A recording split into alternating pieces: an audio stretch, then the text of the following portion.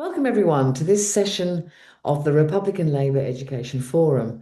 As advertised, this session is on the suffragettes. And if you look behind me at my background, you can see the purple and green of the suffragettes, and of course, surrounded by the white. Our flag also contains red for the Chartists, and the green also represents the Levellers. Now, of course, we are very, very interested in the suffragettes because they fought for a very important step forward in democracy in our country, getting the vote for women. So we are very delighted, very excited to have as our lead-off speaker tonight, Katherine Connelly. Katherine is an academic, historian, and an author, and she has had published two books on Sylvia Pankhurst. So we are very much looking forward to hearing what she has to say about the suffragettes and about Sylvia Pankhurst in particular. Katherine Connelly. Just wanted to say, Carol, thank you so much for a very, very generous introduction. That was absolutely lovely. It's really nice to be here. I always love talking about Sylvia Pankhurst, and I promise I'll try not to be too much of a serious academic. Um, on the screen here, as Carol was saying, are images of books that I've written and sort of half co-written, if you like, on Sylvia.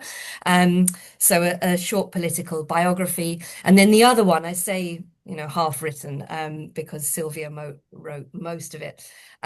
So this was a collection of her writing on America. Essentially, it was an unpublished manuscript. She'd intended it to be a published book, but she never finished it due to the demands of the suffragette movement that I'm going to be talking about tonight. When I read it for the first time in manuscript, I realized this was an incredibly exciting piece of work, and I wanted it to be published so people could hear her thoughts on the United States. And I'm going to try to speak a little bit about some of the themes in both of those books tonight and some other things besides, but I'm really looking forward to the discussion and to hearing other responses to aspects of Sylvia Pankhurst's life and also where she fits within the suffragette movement. So that's kind of what I'm going to say by way of introduction. I wanted to start the talk by thinking about ways in which the suffragette movement itself has been co-opted and I think very severely misrepresented by the establishment in this country. And to do this, I'm hoping I can, there we go. I wanted to mention this speech given by Theresa May when she was Prime Minister. It was a speech on standards in public life, which sounds grossly ironic right at the moment that we're speaking, but delivered on the 6th of February 2018 on the 100th anniversary of the granting of limited women's suffrage in this country by an Act of Parliament. And this is what Theresa May said about that achievement. She said there was a philosophy of freedom of expression in an atmosphere of mutual tolerance has been one of this country's great intellectual gifts to the world. In an open marketplace of ideas in which different viewpoints can coexist and people are free to make the case for their own beliefs, opinions can be changed, arguments won, and progress achieved. Those who fought to establish their right, my right, every woman's right to vote in elections, to stand for office, and to take their full and rightful place in public life, did so in the face of fierce opposition. They persevered in spite of all danger and discouragement because they knew their cause was right. Eventually, through a free and open encounter with the opposing view, the truth of their arguments won the day, and we are all in their debt. What a lovely story. And then we've got this idea of persevered. It's the favoured words of the establishment, I think, whenever they talk about any kind of campaigns. This is a ridiculous version of the suffragette movement. It's a kind of capitalist story of progress, this idea of a free, open marketplace of ideas. It's literally as though there was this kind of capitalist economy where these kind of competing notions.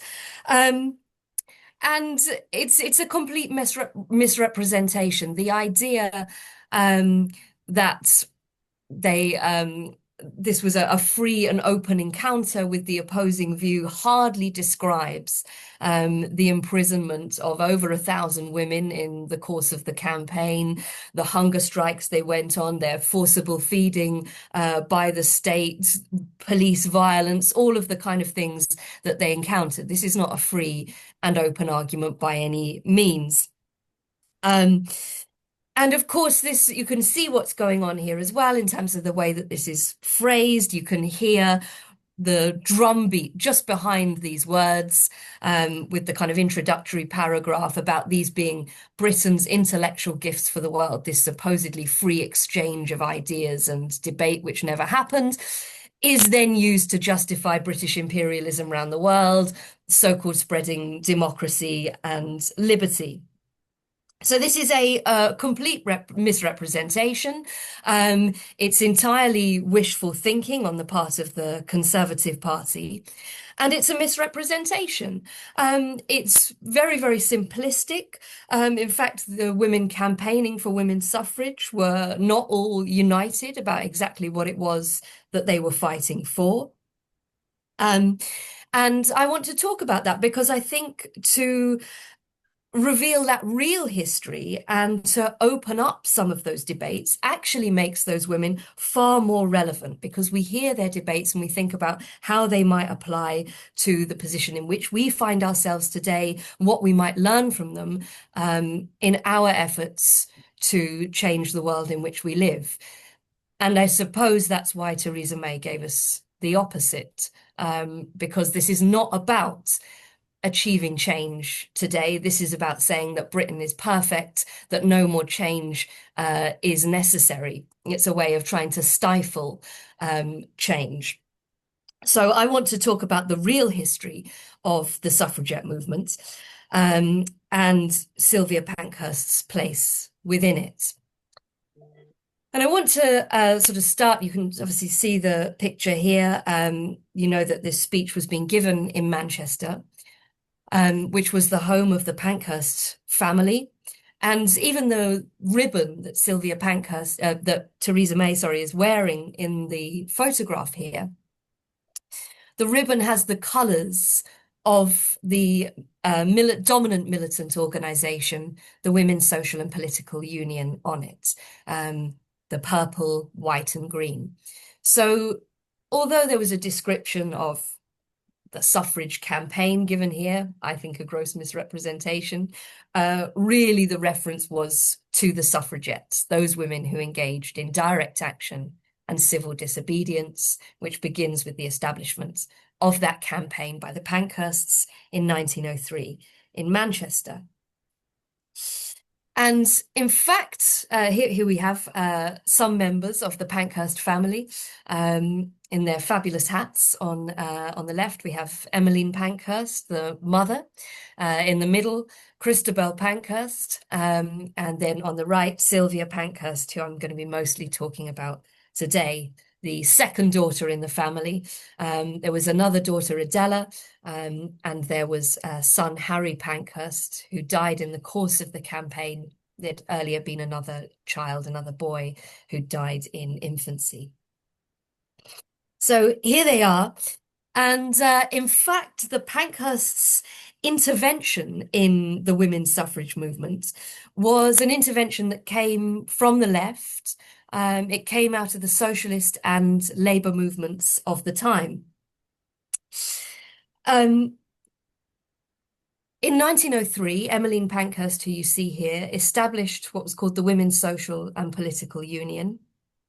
And initially, what marks out this organisation were the kinds of women that it involved. It involved women like those in the Pankhurst family who were members of the Independent Labour Party, so involved in socialist organisation. And also women, it was taking place in Manchester, where actually women were very heavily involved in trade union organisation, particularly in the massive cotton mills of Lancashire. So it also involved women trade unionists like Christabel Pankhurst's friend Annie Kenney. So this was an organization that was unlike previous suffrage organizations, which had tended to recruit women from more elite backgrounds, women who tended to be aligned with the Liberal Party and even sometimes with the Conservative Party. So there was a different politics involved here. But very soon, they began to mark themselves out for the kind of tactics that they used as well. Very famously, on the 13th of October 1905, Christabel Pankhurst in the middle here, Sylvia's older sister, and Annie Kenney, the trade unionist in a cotton factory, attend a Liberal Party rally and ask if the Liberal Party form the next government, as indeed they did, would they be prepared to grant votes for women? And this was an awkward question because the Liberal Party weren't agreed on it. But luckily, it was only women asking the question. So they didn't need to answer, they felt, because they're not even voters. So the speakers continued to ignore the women, but they refused to be ignored. They got on their chairs, they shouted their question, were thrown out onto the street outside, where they tried to hold a public meeting, and they were arrested for obstruction. They're taken to court, and instead of paying the court fine, they in fact opt to go to prison. And this hits headlines all around the world. The fact that women would go to such lengths, behave in such a manner in public was incredibly shocking, but also incredibly exciting for the newspapers. And this initially is what is known as militancy. So these women are described as the militants, and very soon they get their nickname, the Suffragettes. So when we're talking about the origins of militancy, we are talking about women asking for their questions to be answered. This was no open and free debate taking place in a nice little capitalist forum at all. Now, these kind of tactics were inspired by the labour movement itself, particularly in the direct action campaign that demanded provision for unemployed people. And Sylvia Pankhurst becomes very involved with this campaign, and particularly women's participation in it. Sylvia Pankhurst, in the early years of the suffragette movement, is a young art student studying in London. And in the very first years of the campaign, she is asked to establish the campaign in the capital while her family are still living in Manchester. And it's to the unemployment movement that she turns. And I want to show you a photograph from the press of some of these women. So these were women who were protesting in favour of there being legislation to provide provision for unemployed people, and they organised a women's component of that movement. Sylvia Pankhurst is in touch with an organisation called the Unemployed Women of South West Ham. So they were organising, obviously, in many of the poorest parts of the capital. And women in South West Ham were obviously talking about in the Docklands in London. And it's these women who become the very first London militant suffragettes. These women, the Unemployed Women of South West Ham, soon changed their name to the Canning Town branch of the Women's Social and Political Union, the WSPU. So they recruit from those activists, and they also adopt very similar tactics. What you can see here are the unemployed women marching to Caxton Hall in London, where they had a rally. You can see them carrying their babies because they don't have prams, they can't afford anything like that. So they're marching to the Caxton Hall, where they held a big rally, and then they sent a deputation to Parliament to speak about how unemployment was specifically affecting women. And this is something the suffragettes will do as well for years after this. They will hold alternative parliaments that they call women's parliaments in Caxton Hall, and they would, like the unemployed women, then send a deputation to Parliament. very often met by police violence. So this kind of very visible form of street protest was inspired by the women in East London. And the very first women to get arrested in London were working class women from the East in the capital. Now, clearly, when these women join the militant suffragette movement, it's quite interesting how they phrase their demands. What they call for are votes for all women on the same terms as men. And this is quite an interesting formulation because at the time they become suffrage campaigners, when they connect the political demands to the kind of social and economic demands around unemployment, about 40% of men didn't have the right to vote. The right to vote was conditioned by sex, you had to be male, but also by private property. And essentially, the franchise bills, the widening of the electorate throughout the 19th century was always determined by how much property you owned. It was literally written into law. So the poorest men in society did not have the right to vote. So when these women were asking for votes for all women on the same terms as men, what they were demanding was obviously a vote for women like them. In that demand, it wasn't the kind of central object of it, it was a women's campaign. But implied in this demand was also that things were going to have to improve for working class men, that it would also mean the expansion of the male electorate at the same time. So a profoundly democratic demand. And I say this because things start to change, especially as Sylvia Pankhurst is kind of forced out of the leadership of the campaign and her older sister Christabel takes over. And to kind of give you an impression of what's going on here, I want to show you two things. On the left of the screen, you'll see the membership card that was given to very early members of the WSPU, the Women's Social and Political Union. Now, I said Sylvia Pankhurst was an art student. She designed this membership card, and if you joined in 1906, early on, this would have been the card in your hand. And you can see the kinds of women that are envisaged as the activists in the campaign and the women demanding the right to vote. They look exactly like, kind of, the women on the march to Caxton Hall. They're carrying their babies, but they're also, I should say, dressed like the cotton workers in Lancashire. They're all working class. There's no upper class ladies in that picture at all. But as Christabel Pankhurst takes over control of the campaign, changes are demanded by the new leadership. And this is very well expressed, I think, by the treasurer of the WSPU writing in their newspaper Votes for Women, where in 1908, she argued this: I appeal, especially at this moment, to the strong to come forward now and take upon their shoulders the burden of the weak.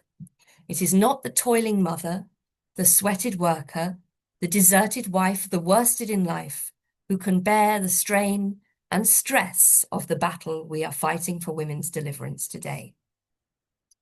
So what's being said here is it's precisely not the women that were depicted on the early membership card that should be involved in the struggle, and that more socially and economically privileged women should be doing the fighting on their behalf.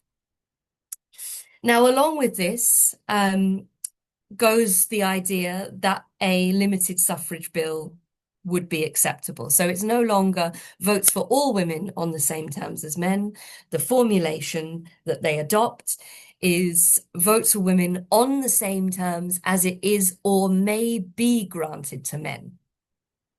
So the idea is that they're asking for a certain kind of class parity, which of course excludes the poorest women in society and doesn't even imply the expansion of the vote to working class men.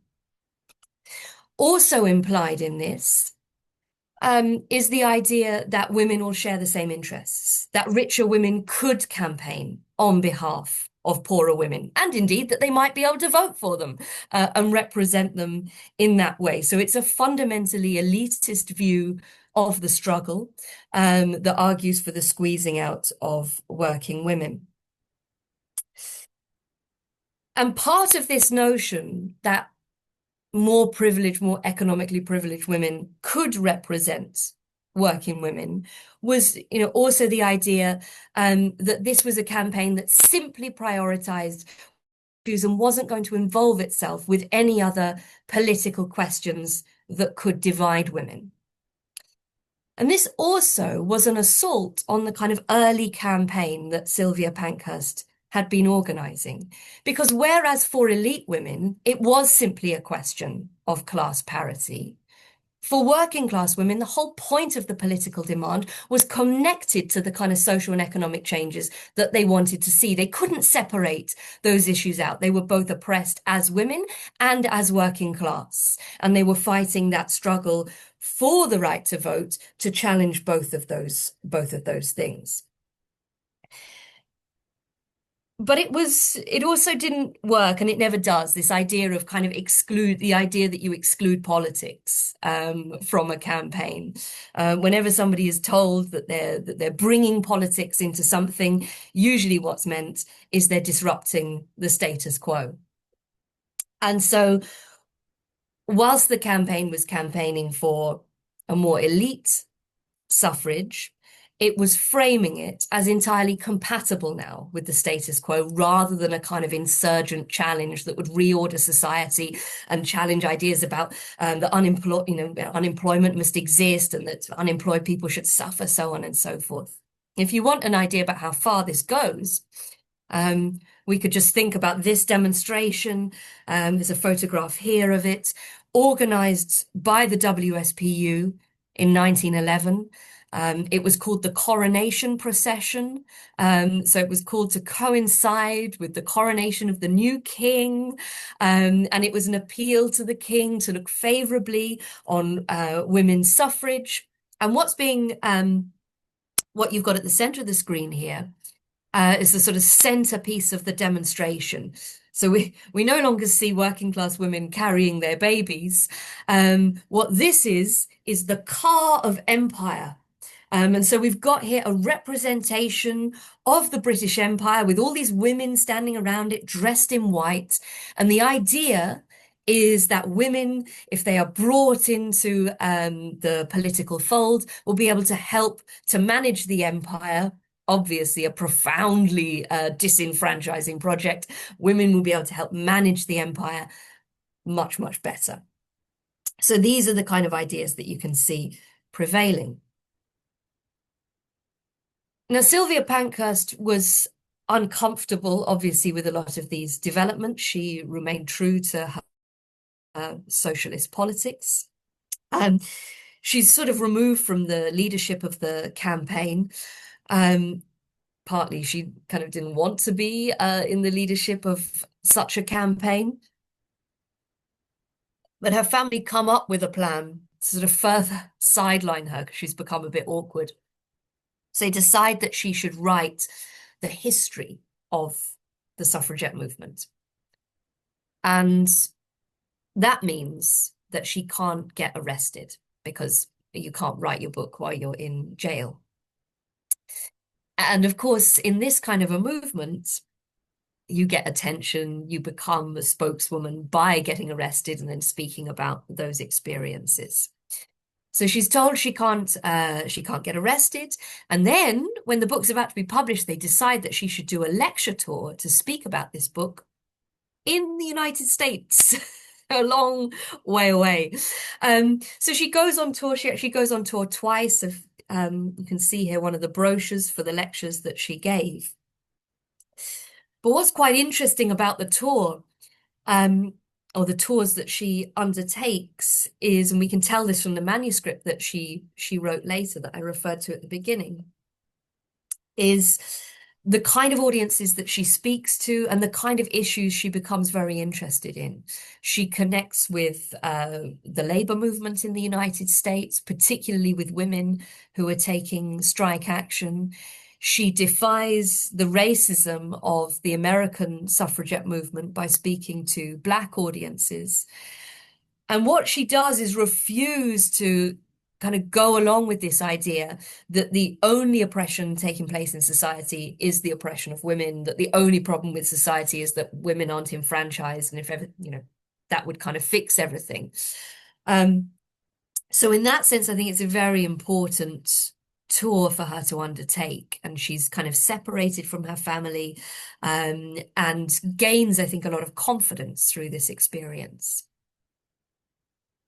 While she's on tour in 1912, the government sabotage another one of these limited suffrage bills that would have potentially enfranchised a relatively small number of women.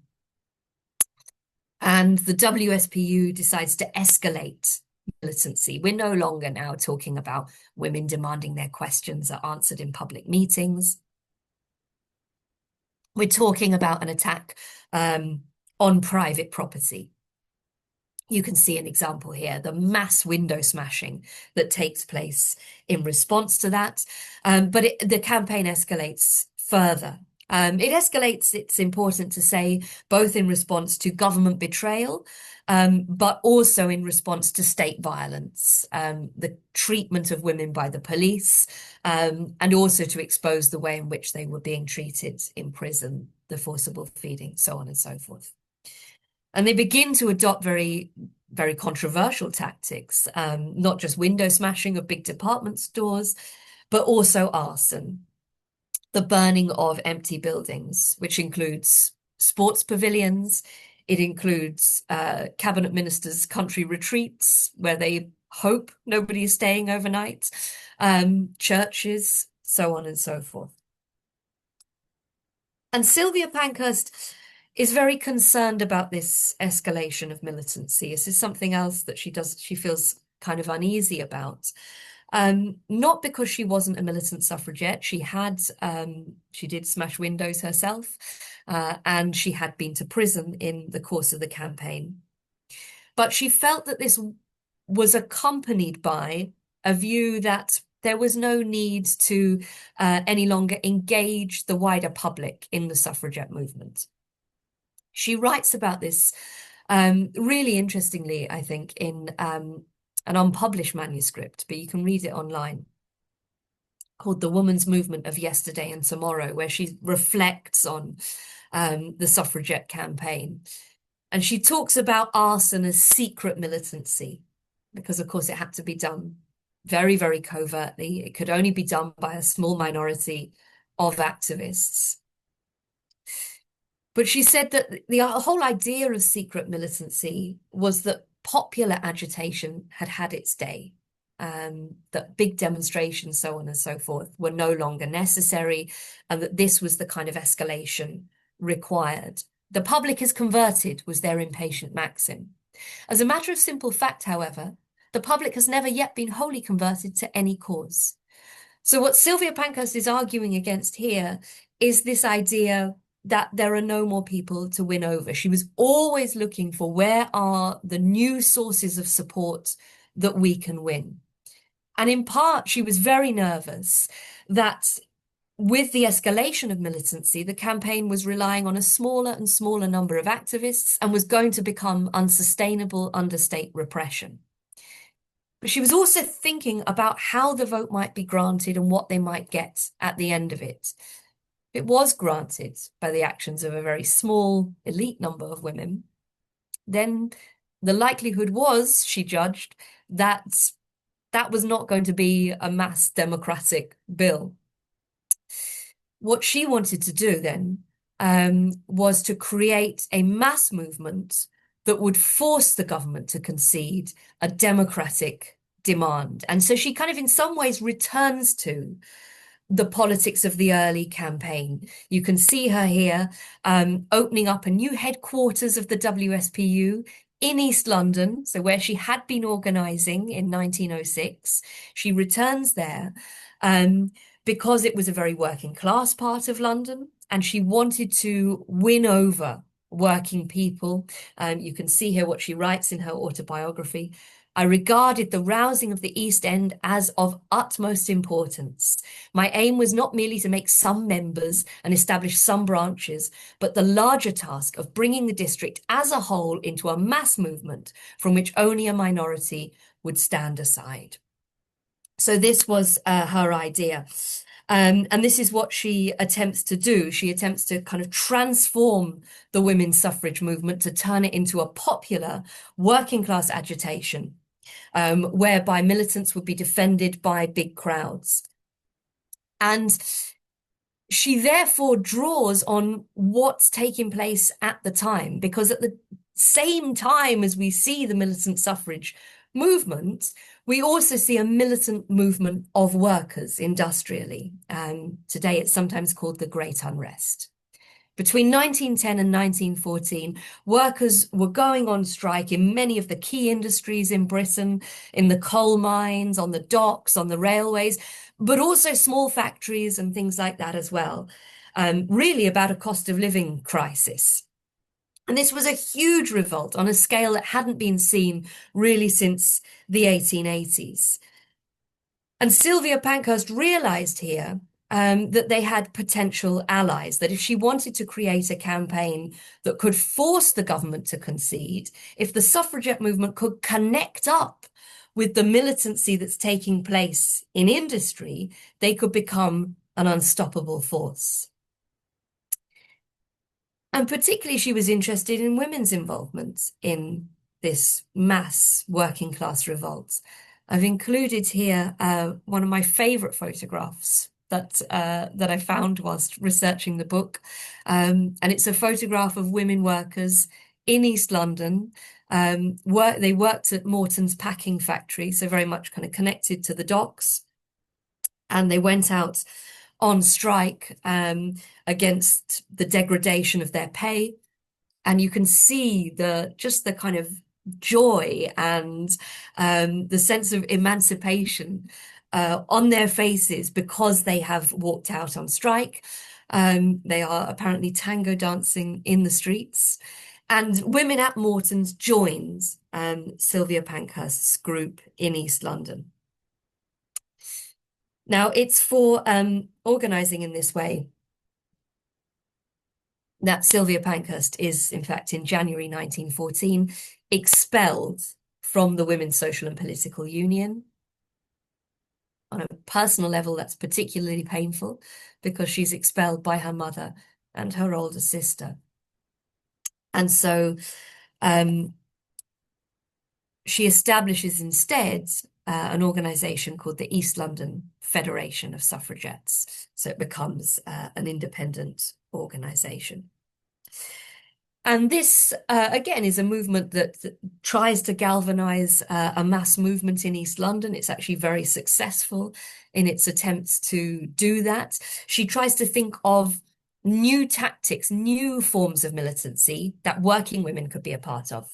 So not arson that one or two women will do in the middle of the night and secretly, but things that are open, that can therefore be explained to the public with the idea of winning the public's support. One of her ideas was the idea of a rent strike for women's suffrage, which working women could do because working women paid the rent in this period. So the idea was they would go on their own form of industrial action with a political demand in mind. And in 1914, they probably achieved their sort of biggest success and it's quite interesting, they combine both the sort of militancy of the WSPU. Sylvia Pankhurst is in and out of prison in this period, and she threatens to hunger strike and actually to thirst strike as well, not just in prison, but outside prison until the Prime Minister agrees to receive a deputation of working class women. Again, it's a callback to those unemployed women of 1905, this idea that they are going to speak about their lives and their reasons for supporting this agitation to the Prime Minister in a deputation. So they're going to speak for themselves, in other words. And the Prime Minister does indeed back down at a time when he was very reluctant to see any kind of militant suffragettes at all. You've got a photograph here of the 6 women who go to see the Prime Minister. They were all working class women from East London. And more than that, they were selected by mass meetings. So they represented more than just themselves. They were leaders in their communities that working women felt they would be good representatives of our experience. And then they reported back to those mass meetings.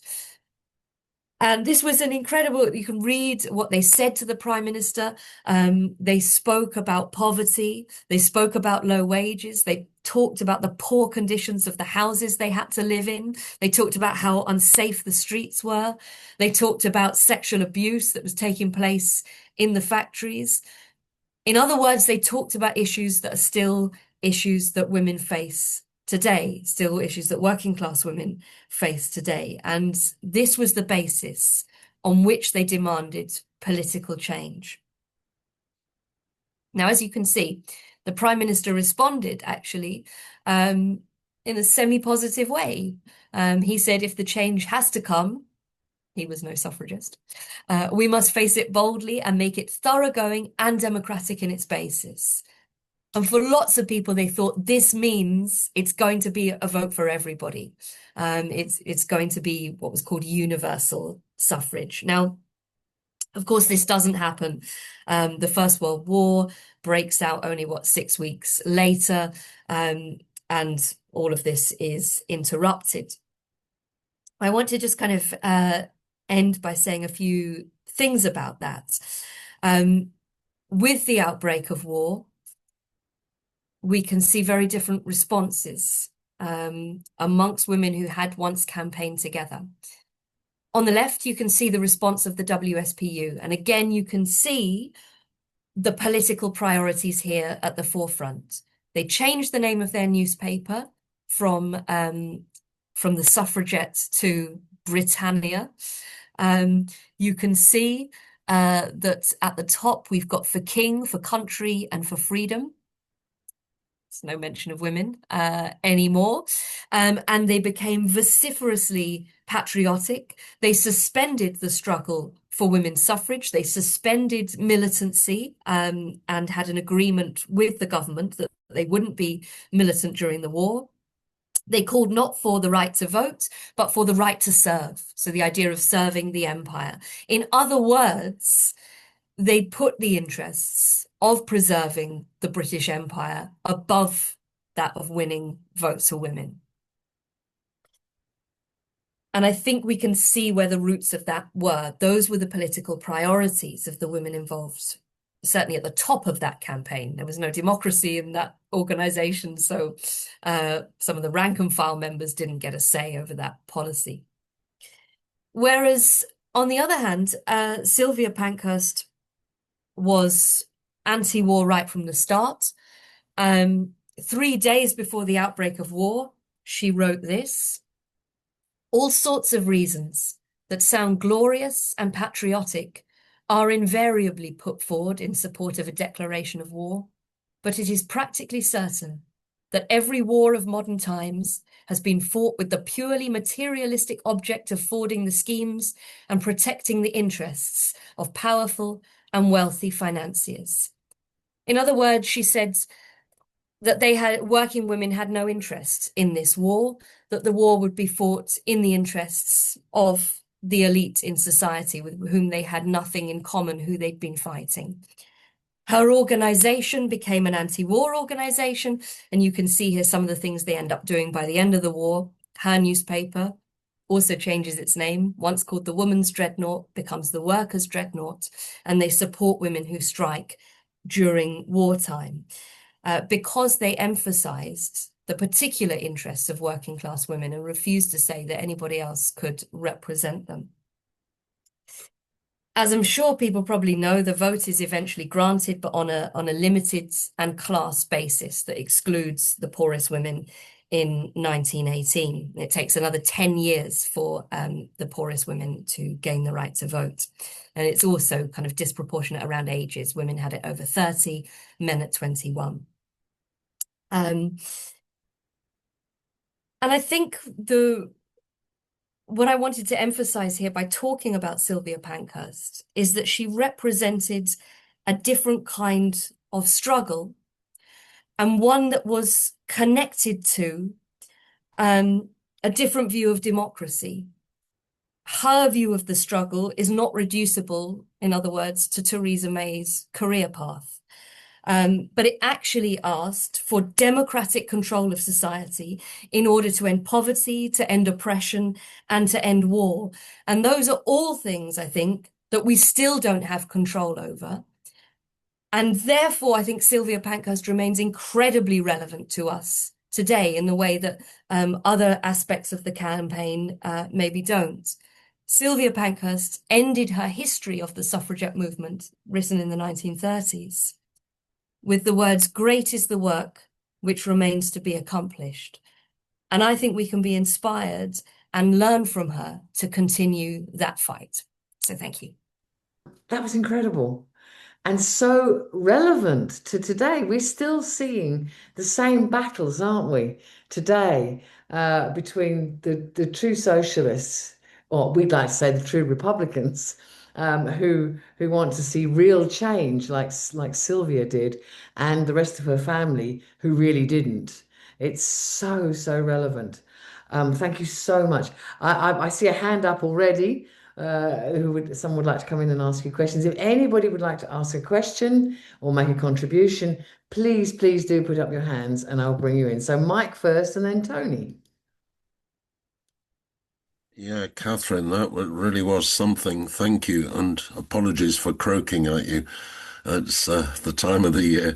Um, I think, I mean, Sylvia Pankhurst is remarkable as a woman and as a a figure of struggle in what we might call this country. In fact, I think in this country, in the last 150 years, I mean, I'll hazard to say this, you know, there have been produced three really, revolutionary figures. One from Ireland, bearing the same name as you, James Connelly. One from Scotland, John Maclean. And from England, no men, Sylvia Pankhurst. She was the one who connected with the international movement against war. I mean, we saw the in your last clip the bannerhead and the workers' dreadnought for international socialism. And that's before it became kind of boiled down into meaninglessness or virtual meaninglessness by the various left sects which beset us now and go around in circles. International socialism really meant something then, and we must make it do so again. But I mean, it's interesting. I mean, one thing I really did find interesting was that the individual militancy. I mean, there's the King's Horse incident where was it one woman or two women? Well, certainly one woman died. Yeah. That's incredible. And, indeed, that's setting fire to buildings and smashing of, you know, and at the same time, we have a Labour Home Secretary wearing a suffragette badge as she condemns Palestine action for doing what? A little bit of damage on a roof and some red paint. And they are international terrorists and need to be banged up indefinitely. Whereas, and well, as for Theresa May, we won't even bother. But I mean, there is no free exchange of ideas. There is the ideas that the ruling class want. But Sylvia Pankhurst was able to deliver over and above that. And, you taught me a whole load of things, but my admiration for her extends, really. Thank you. Yeah, absolutely. I have Tony Greenstein and then John. Tony?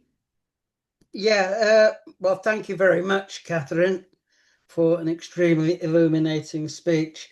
I mean, it strikes me that the treatment of Sylvia Pankhurst by her family and others in the WPSU really mirrors the dilemmas of the women's movement today, in a sense.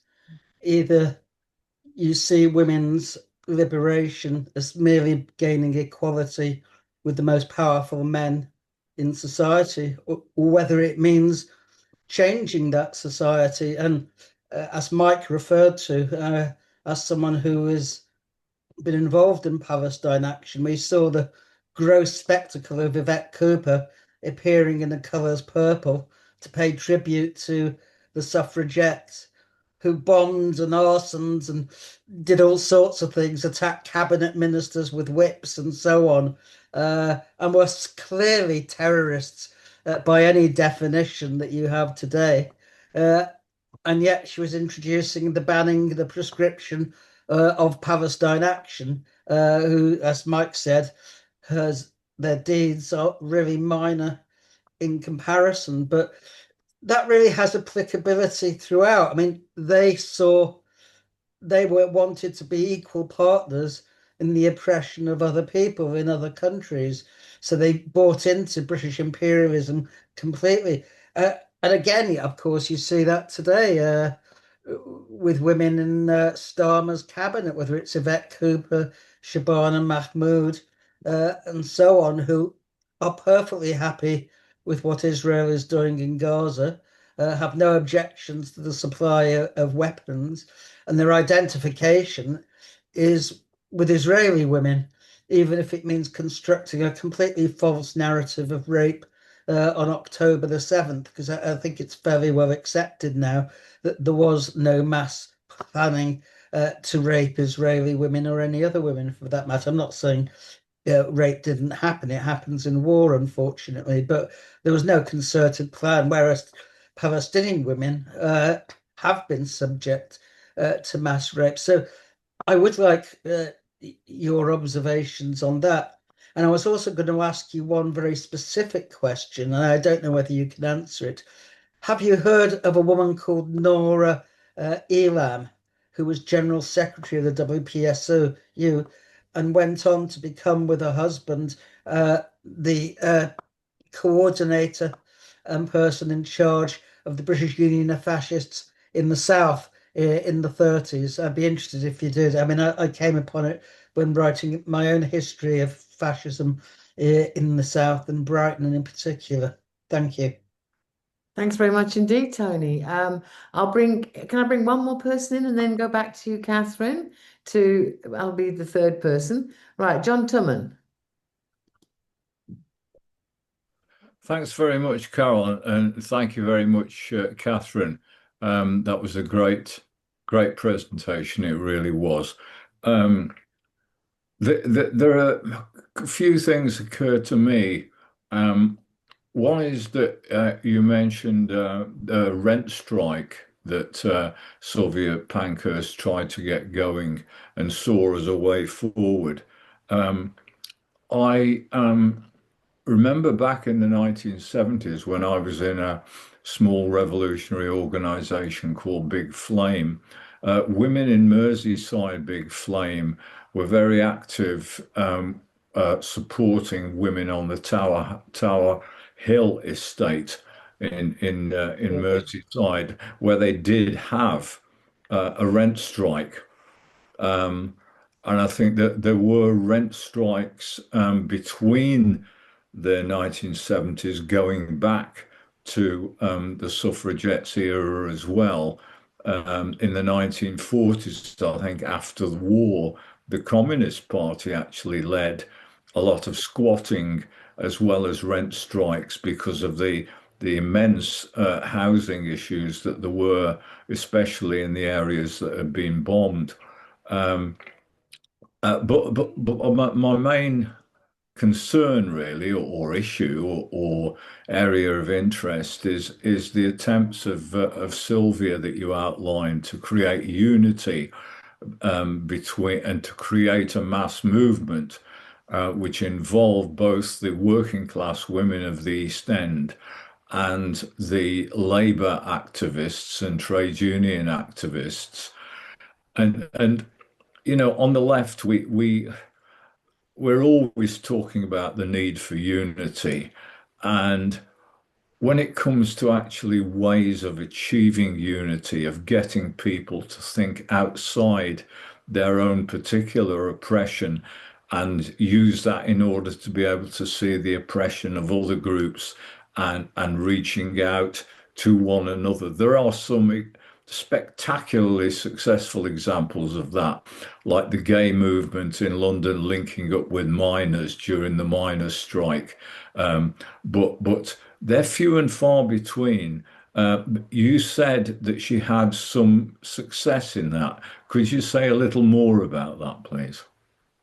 Thank you very much, John. Some really excellent questions as well. I'm also, if I may ask a question as well, um, I mean, her family seemed to be from very early on trying to silence her and shove her to the sidelines and then shove her off to America. Actually, she really did a good job and she learned a lot, which was it was good for her.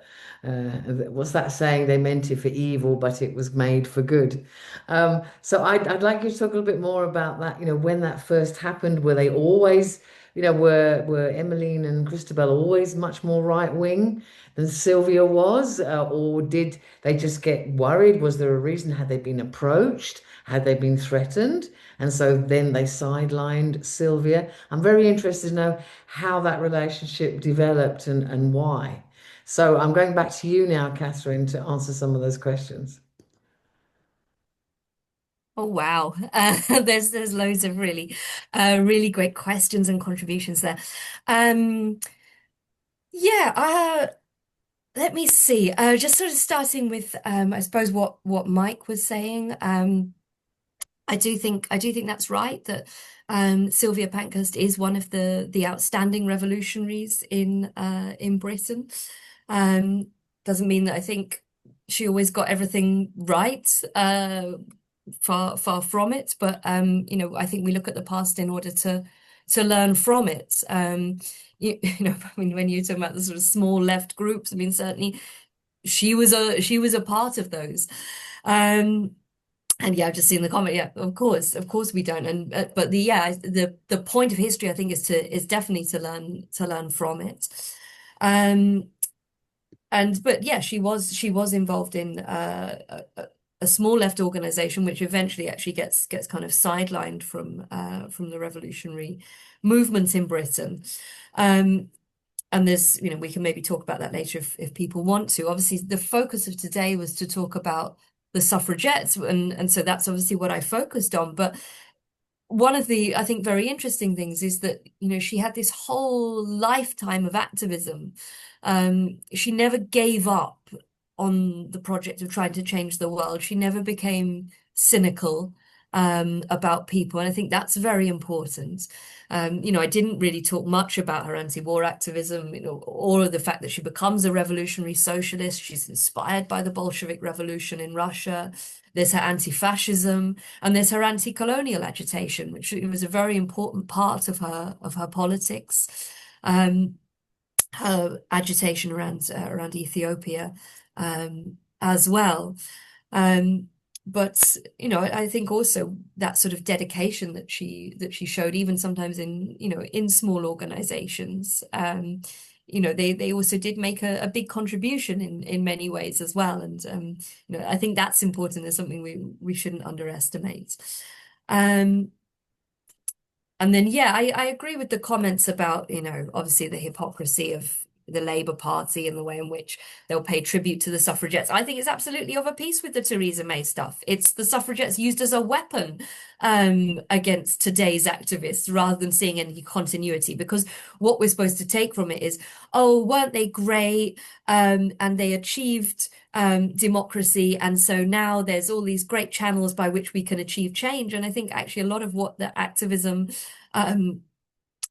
what activism is about today is saying, where are the mechanisms to change this? The vast majority of people are disgusted by the genocide in Gaza. They don't want our government being complicit in it. And what are the democratic mechanisms for us to achieve that? And that's very much, I think, what I'd, focus on. And I think that's, again, where the suffragettes are relevant and where we're being told that they're not relevant. It's an absolute misrepresentation of this history. And of course, the suffragettes were having these debates about direct action versus mass movements. What's the most effective? These are useful things for activists today to know. On the stuff about whether accusations of rape on the 7th of October are false, I don't particularly want to get into that. But I think it's important to say that whatever happened, it doesn't justify genocide. And on the points about, this still being a division inside the feminist movement over the way in which sort of relationships to the nation state, the view of the British state and what it does around the world, I think that's right. That there are parallels, and certainly, yes, some of the women involved in the suffrage campaign do become far-right activists. That's not true of most of them. It was a very, very tiny minority, but there was, that did happen. And this idea, again, that it was kind of one unified movement and all women thought the same and all wanted the same thing is, obviously something that isn't true. And then, yeah, just finally, sorry, on the rent strikes and working class unity and how, how difficult that can be to fight for all the stuff that John was saying. I think that's absolutely right. And, Sylvia Pankhurst encountered this when she goes back to East London in 1912. There was the perception in East London that because she represented the suffragettes, she was fighting for elite women, the kinds of women nobody in East London had anything in common with. And she's attacked. I mean, she's physically attacked with any speakers that she brings with her. She said that she always came home bruised. They had, stuff from public urinals thrown at them. But she knew that this was an important battle to win. And I think also fundamentally what's really important here is that she knew they had interests in common and that it was her job to show that and to show that they were a different kind of campaign. And that was really difficult to do. And it did take a lot of hard work. Interestingly, so I think, yeah, the hard work shouldn't be underestimated. It did take up a while to build up trust that had been so betrayed by the WSPU. But also, I think the rent strike stuff is really interesting because it was a tactic that was used to support industrial action in East London. So when the dockers went on strike, their wives went on rent strike. It was secondary action. And that's what Sylvia Pankhurst is thinking from. She's learning from what working class people were doing. And that's also crucial as well. It wasn't just going down there and saying, this is what you need. And this is what she was learning from what working people did and the best examples of their activism and trying to translate that into the political movement in order to change that political movement. Yeah. And then just on the last thing that you were saying, Carol, yeah, a couple of things sort of, were Emmeline and Christabel always more right-wing? I think so to some extent. I mean, obviously, they're all from the same family. They all start out in the Independent Labour Party. But I think a number of things happen. I think Emmeline and Christabel Pankhurst drew the conclusion from expressions of male chauvinism in the Labour movement that they had nothing in common with working men. I think that was a mistaken conclusion to draw from that. They didn't try to fight it. I think also it was a conclusion they drew, it was a pessimistic conclusion, again, a kind of cynicism, which is to be avoided. Particularly after they have some really big demonstrations, particularly the 21st of June 1908, they organise a massive demonstration in London, the WSPU. They've been challenged to do so by the government. The government said it wasn't a popular demand. They organised what at that time was the biggest demonstration in British political history. The government continues to ignore them. And I think they then draw a mistaken conclusion that mass action, that big demonstrations, that collective groups of people are not what achieves political change. And that's when they start to look to smaller groups of people. And also they start to say, people will listen if, you know, an important lady gets arrested, and they much more kind of prioritize that kind of activism against building a mass movement. And Sylvia Pankhurst sees that actually engaging the masses in the project of political change is far more radical. And I think that's a really important lesson to remember. Absolutely, I totally agree with you. We're always striving for a mass movement, aren't we? That's what we want. I've got two more hands up. I've got Conchita and then Tim. So, Conchita. Hello, good evening. I enjoyed the lecture today on Sylvia Pankhurst. I went to one run by the TUC about, certainly around 5 years ago. It was, it's the sort of thing that happens when the TUC, I'd imagine, feel women, they don't represent women so much. So they do a big ooh-ah-ah. And Sylvia came and it was presented very well. So I heard a lot of the stories that I don't know if you were there also contributing about 5 years ago to that particular TUC lecture. I'm also very interested on what Sylvia did in Ethiopia.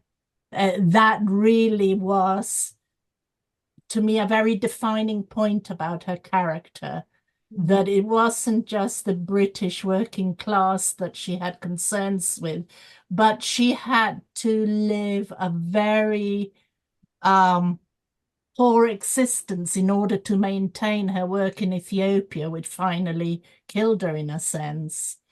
Another thing I've noticed is that in this lecture, there's 14 men and only 6 women, including yourself.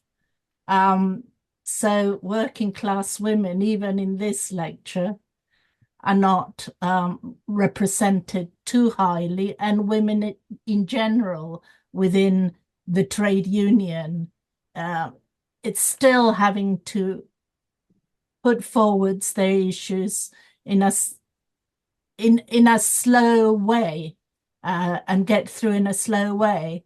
And I became frustrated and fed up with this totally. So I decided I'm going to look for my activism and my interest elsewhere. And I decided to be with the Lakota Native American nations. And they're the ones who are organizing a lot of the support work that's going on in the Minneapolis street demonstrations and the violence they're getting from ICE, the police. And I've shared these also in this forum, in the Republican forum, because yes, America is an example of what can happen with a republic when it goes AWOL. So even it isn't perfect when you get republicanism, something else needs to happen to support the working class women. And I just said congratulations because I got more out of your lecture, Katherine, than I have had in others that I've been to. I'm going to bring Steve and then Pete in. Steve.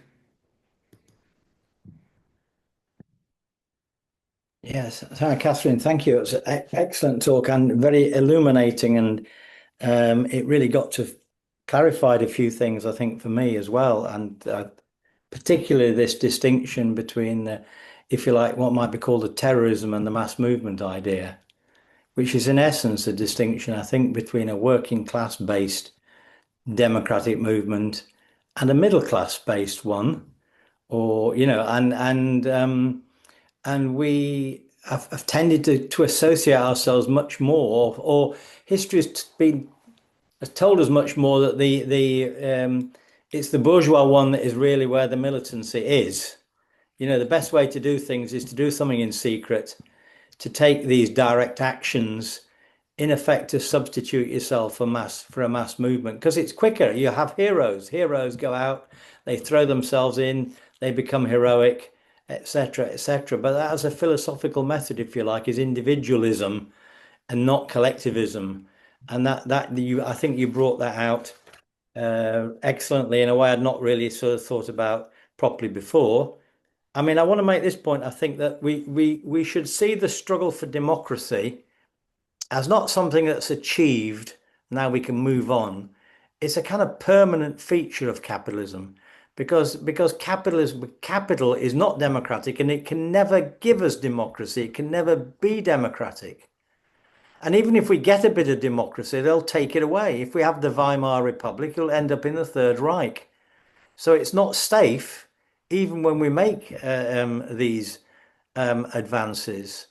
And so in a way, when we're talking about republicanism, which is one aspect of this, the idea, not just that we can tinker around with the existing constitution, but we can actually overthrow it and have a democratic republic. Even that doesn't guarantee where we want. It doesn't guarantee where we want to be. The liberal republic like America is different to the kind of democratic republic that we might want to take up. So I think that's. I'll end on this point really. But it reminds me a little bit of the Chartists, and I tended to see the Suffragettes a bit like the Chartists. But the Chartists was clearly a working class movement for votes for men, but supported by millions of, I don't know, millions, hundreds of thousands of women maybe, who were active in the Chartist movement. But they saw democracy as the cutting edge, but they didn't see it as the end in itself. You had to get the votes, and then if they got the votes, they could make social reform. So there was a social aim in that. Now, of course, just getting the vote hasn't given all the social reform. So something more is needed than just having the vote. And that's where we bring we think republicanism is that tradition goes back to the 1640s, right the way through Connelly, and it's still alive today, and we think the suffragettes, where we've got a little flag a little Republican flag, and two other colours are green and violet. So we see that the Chartists and the Levelers and the Suffragettes are really what our struggle for democracy is all about. Thanks very much, Steve. I'm going to bring Tim in now, and then Pete. Tim. Yeah, sorry about that. This is the first time I've used a smartphone for joining a Zoom meeting for months and months, so it took me a little while.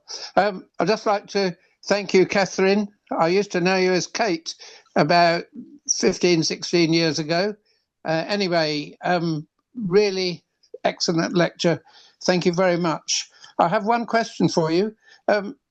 You mentioned, of course, Sylvia Pankhurst's work in the East End of London, but she went outside London as well, and she did quite a bit of work, as far as I'm aware, out in the countryside.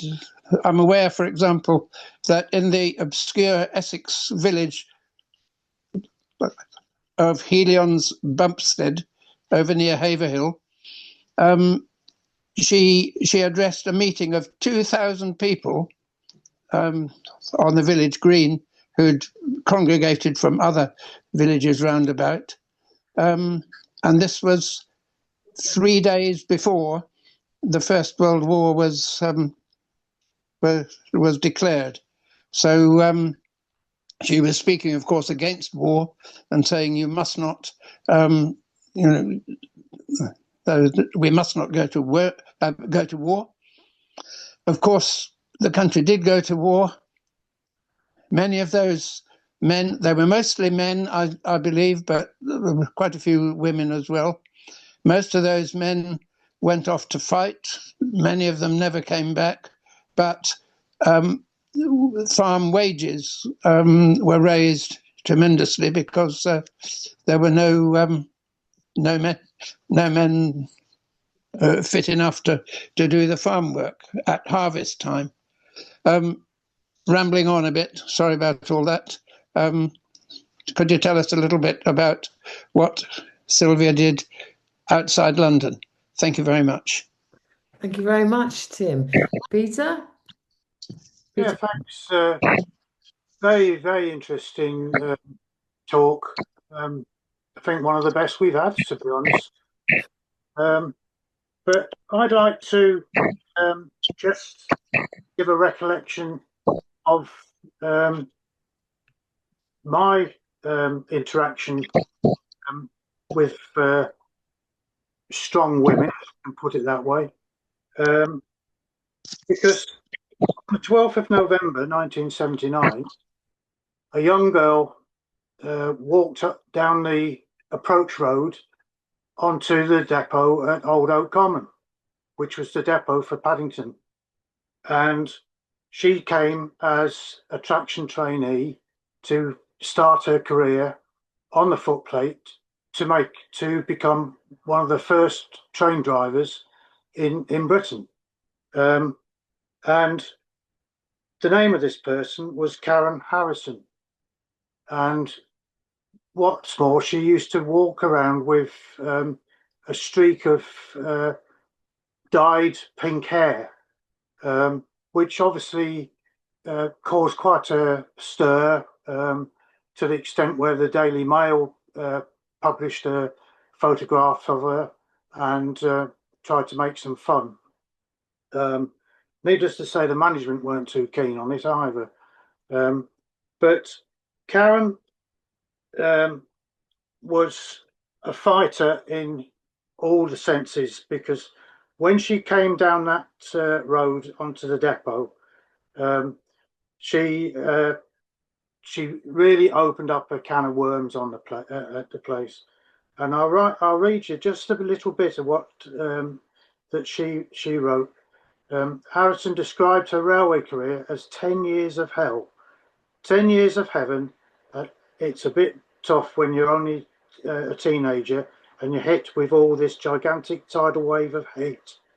To a lot of men, I was the proverbial turd in the swimming pool. Every day I walked into the mess room, I'd be shitting myself, but strutting around, pretending not to be. I couldn't let them create no-go areas for me. That would have established a precedent, and we couldn't have that, could we? And I think that summed Karen up, because she became a very strong union militant. She joined ASLEF as soon as she could. She ended up chairing the National ASLEF Conference, first woman to do that. And she also became a big fighter for trade union principles and rights within the railway industry. And one of the things that she had to overcome, obviously, as referred there, was the attitude of the blokes, the drivers on the depot, which was quite disgusting, to be honest. And they actually went into to see the foreman and saying that we're going to refuse to take Karen out on the locomotive with us, because one, the wives will all be marching down onto the depot, and two, that if she made any allegations of being touched by any of us, that we wouldn't have a leg to stand on. We couldn't prove it because we'd be on our own, because there's only two people in the cab. And we, as a trade union at the time, led by the Communist Party members on the depot, they're quite strong there, that we had to make it quite clear to our own members that if there was any any incidences of discrimination and attack on Karen, that we would, as a union, we would not support the driver if they then were subject to disciplinary action. And that quietened them down. That quietened them down a lot. But Karen was such a strong fighter that she unfortunately she fell foul of medical problems and was taken off the footplate. And she went to Marylebone as a driver, but let's say she got took off, and she then went to Newpie, as it was then called. It's now Unison, part of Unison, as a full-time officer of that union, and she did a marvellous job there. She won a good few important discrimination cases through her time there.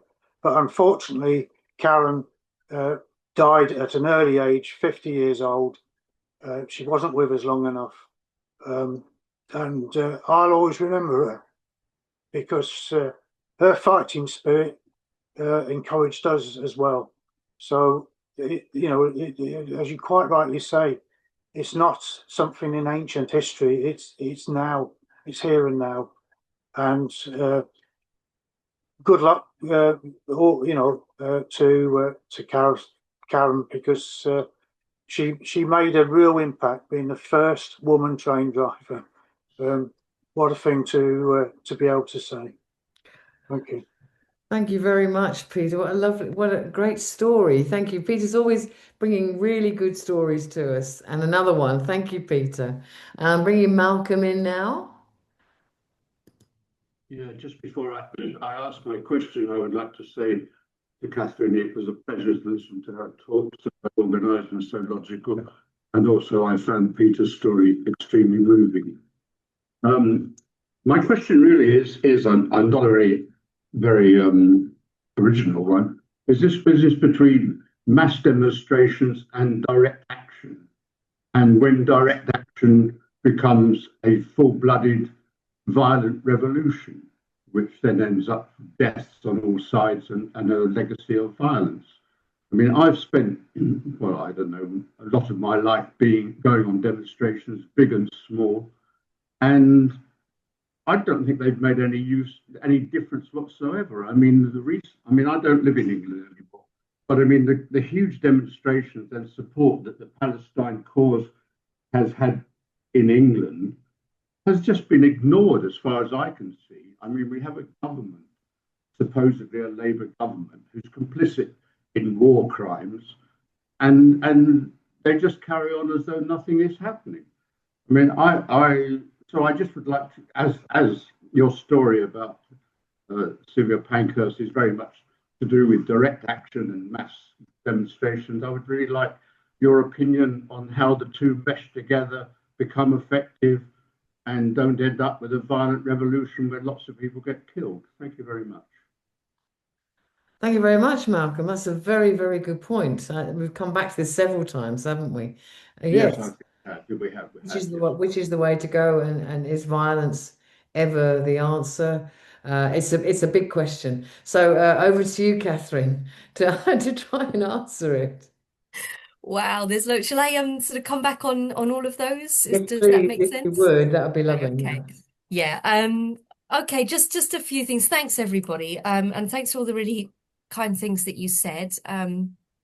I'm glad it made sense. I'm glad it came across okay. And yeah, thank you, Peter, as well, for that really moving tribute to your friend. It was just very inspiring, and it's lovely to hear about people that kind of carry that spirit and make these kind of changes, people that, whose names we might not know, and then you hear their story and it makes you feel just that little bit more brave. So thank you very, very much for that. Yeah, just a few things, I suppose. One, I just wanted to start with the colours of your group, which and I've been told the history of them. I guess sort of one of the lovely things for me looking at them is that when Sylvia Pankhurst established her group in East London, she added red to the purple, white, and green as a link to the Labour movement, and it was also a reference to the red Phrygian bonnets that were carried at the Battle of Peterloo, where people carried banners for universal suffrage, a working class demonstration in 1819 for political reform. So it's kind of lovely to see those colours again. Yeah, Tim, hello. I'm still very much Kate, and yeah, I remember you very well. And thank you for your really great question. In terms of Sylvia Pankhurst outside of London, as you say, there's loads of it, and she was, she was a great speaker, and she had aspirations for her organisation to actually to grow and become a national organisation. She was always involved in politics, up and down the country. And you're right, she would go and speak anywhere that she could and try and found new groups.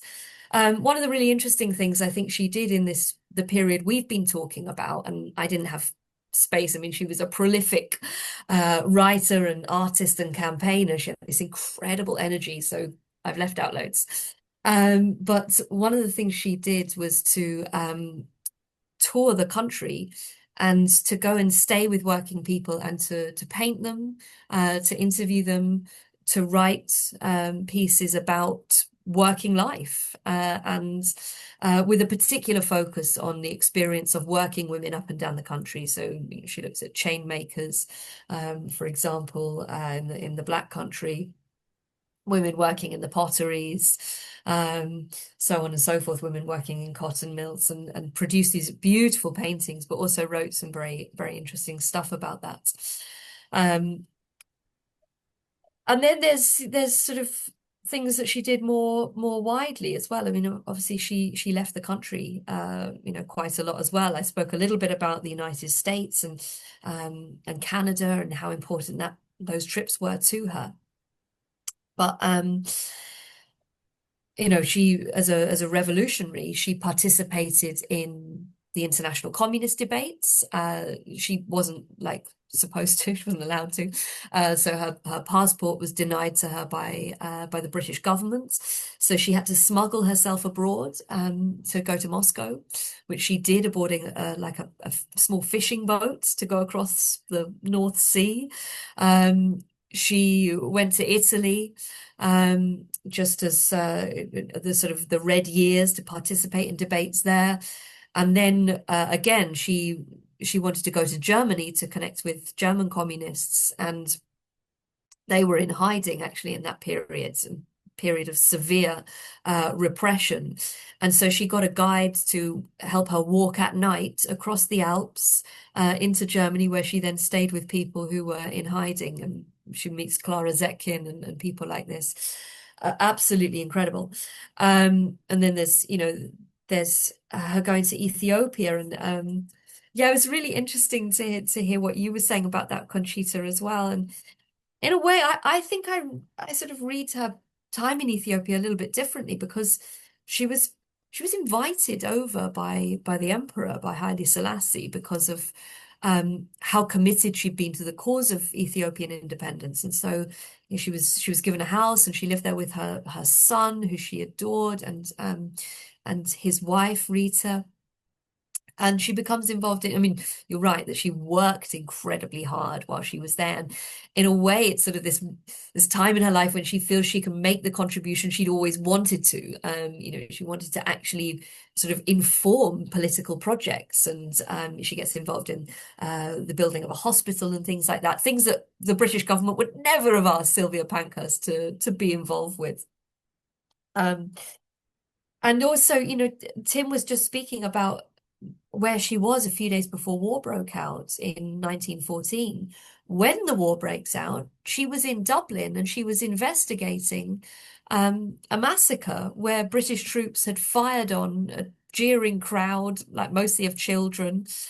And she goes over there to write about that and expose it. And I think that's really, really interesting that she's in Dublin as war breaks out, identifying with those who are resisting British oppression.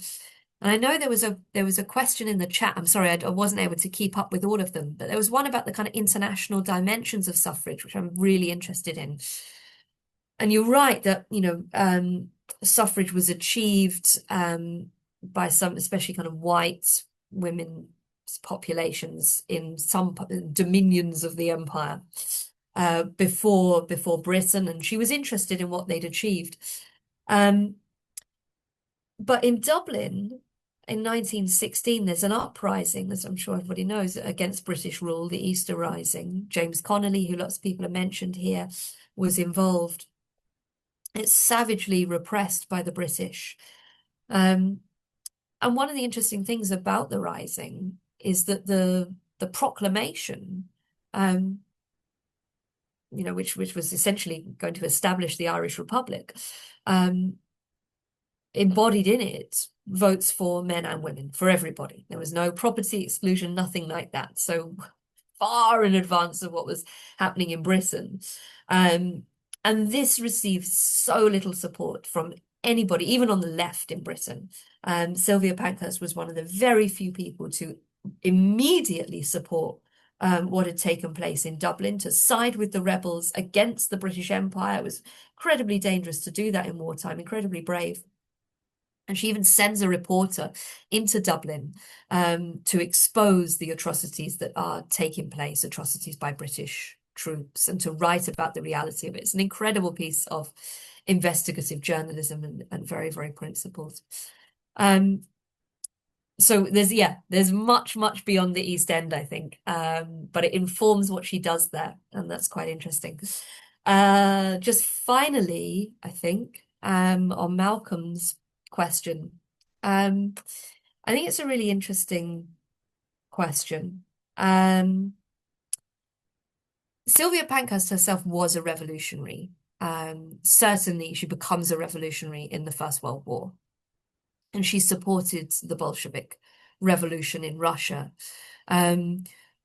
which, as I'm sure people know, was actually a very peaceful revolution. In fact, sort of violent revolutions or revolutionary uprisings tend to be those that are repressed because they tend to be unsuccessful, and you get this kind of the level of reprisal. Successful revolutions tend to actually be much more peaceful, precisely because they are successful.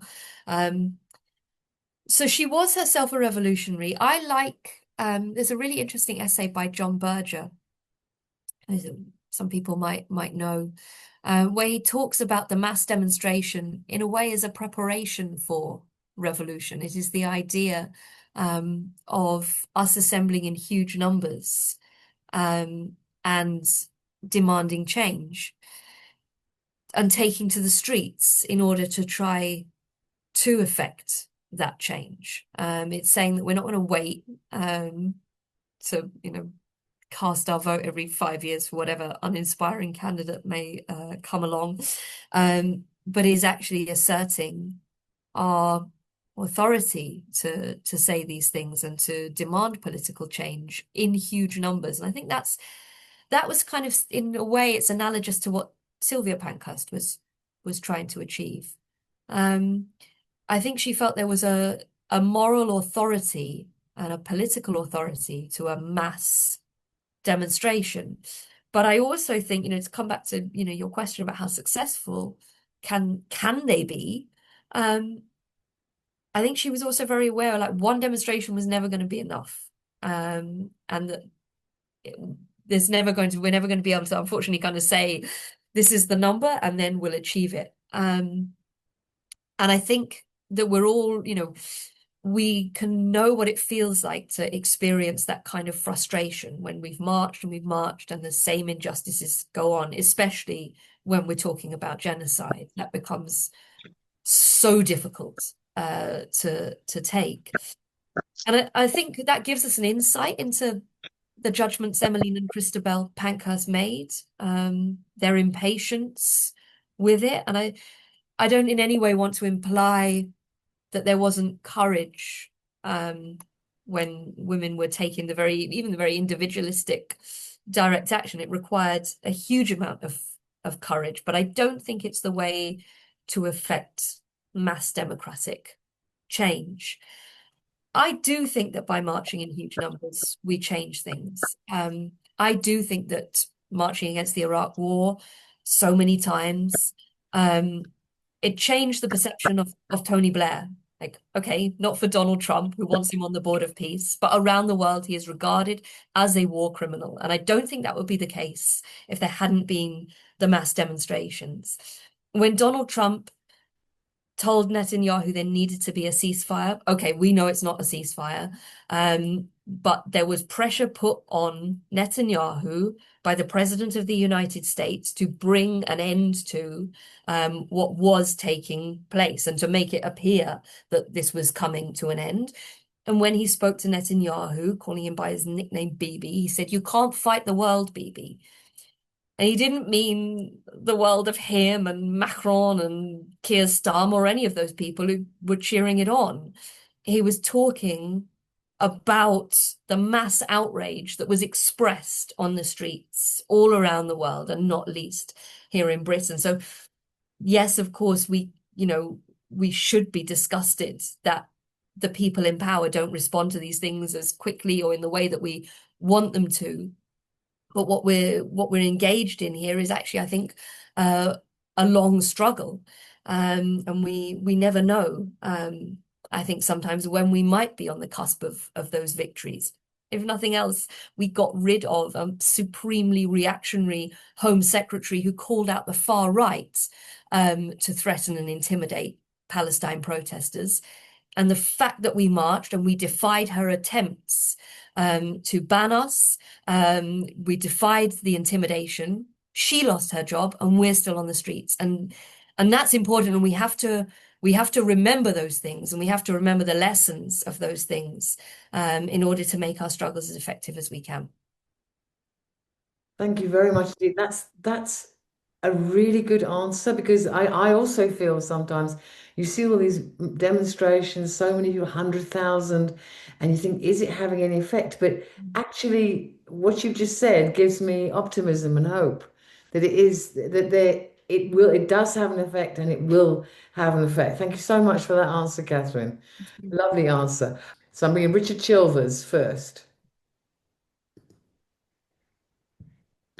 Yeah, I agree. Thanks very much for that good talk. The only question particularly I was going to bring it from, could you just explain to us or how you see the differences between then and now in terms of the reaction of the capitalist state or the ruling class in terms of its reaction to the demand for the extension of democracy, and the reaction to what's taking place with the demonization of Palestine Action, which has actually led to hunger strikes as well. The common denominator, obviously, it's the capitalist state, which is a slightly different formation. But I would say there are similarities, although dissimilarities as well. So it's just basically my question, really. Thank you. Thank you very much, Richard. I've got Steve and then Mike. Steve. Sorry. I think Katherine said as well as I possibly can the answer to Malcolm's point, not to underestimate the power of mass movements to change people who go on them, by the way, make us all think differently, get the country to think about an issue differently. And when we think 50,000 people went on demo, or 100,000 or 200 or 300,000, we feel that those numbers count. We're having an impact. And you've already answered that point, but I want to just make a slightly different point rather than going about that. I think the Palestinian mass movement, which has made it a big issue in politics in this country, made it a big issue. Our criticism would be, in a way, is it isn't really a Republican movement. And what I mean by that is it's not really directed its fire against the crown state, if you like, that is waging this war to support the Israelis. So in a sense, it's put a ceiling, or it's a democratic mass movement, but it's placed itself on a ceiling of criticism. It might criticize the government, but it's not criticizing the political system that is delivering this. And as Republicans, that's what we, I think, would want to say about that mass movement. It needs to focus more on what's happening in this country and what the state is doing to support Israel. Thank you. Absolutely. Thanks, Steve. And Mike. Well, in a way, I wanted to just carry on from what Steve said. I didn't know he was going to say that, but Katherine, various people have said what a stunning talk it has been, and somebody said, "Oh, one of the best we've had." So, there you are. I think you really have given us a lot to think about. But I wanted to say to everybody, do come and join us as Republicans. Our view of republicanism is not getting rid of a monarch. That's, being anti-monarchical. We believe that the power of the British state is invested in the crown, and essentially it goes back several centuries. That's why the British bourgeoisie has been so effective and stable, because it goes back to the whole Act of Union and the turn of the 17th into the 18th century. And we want to challenge the British state, the British crown, the dominance of England. We want to create a radical England. We want to enable the people of Wales and of Scotland to have their freedom if they want it. And we most certainly want freedom for Ireland, which is long overdue, to reunite Ireland. We have different political views within ourselves about a number of other issues, for instance, Ukraine, etc., etc. However, I think to discuss, as not a party, but as a group who is looking to advance Republican ideas, to discuss with us, come and join us and be part of that discussion. We have a long way to go. And it's just up to me now to say thank you so much, Katherine. That was so enlightening. I think we know about the suffragettes, but you've opened up a whole new world for me with understanding Sylvia in particular and the whole movement and what they were up against. So thank you so much. No, thanks for having me. It's been an absolute pleasure to have you, and we just want to say now to everybody else, thank you to Katherine. Thank you to all the contributions, which have been absolutely outstanding tonight as well. And your answers to them have been amazing. So thank you very much, Katherine. And for everybody else, enjoy the rest of your evening.